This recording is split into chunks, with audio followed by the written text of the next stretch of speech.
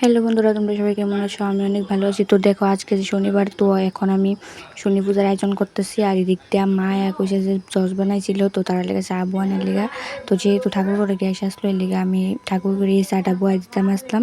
আর এদিকে আমি ভালো করে তুলসীর বেদিটা এদিকে ভালো করে সাজাই লেছি।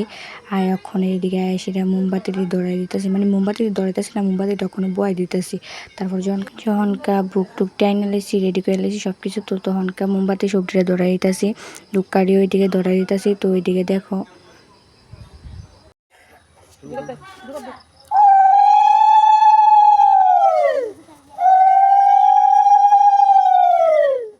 বাইরের দিকে পূজাও দেওয়া লাইছে। তো এখন যে নিয়মটি করতে লাগে ওই নিয়মটি করতে চারিদিকে আমি দাঁড়িয়ে রয়েছি। আর দেখো ওখানে পূজা মুজা সব কমপ্লিট। ওখানে আগে ঠাকুরের কাছে প্রসাদ দিব তুলসীর দিকে, আমরা দিকে এমনই নিয়ম। আর তোমরা দিকে এমন নিয়ম জানাই। আর এদিকে তারা প্রসাদ দিতেছে, দিকটা আমি ঠাকুরের মানে নিদ্র দিয়ে লেছি, পূজা দিয়ে লেছি ঘরের।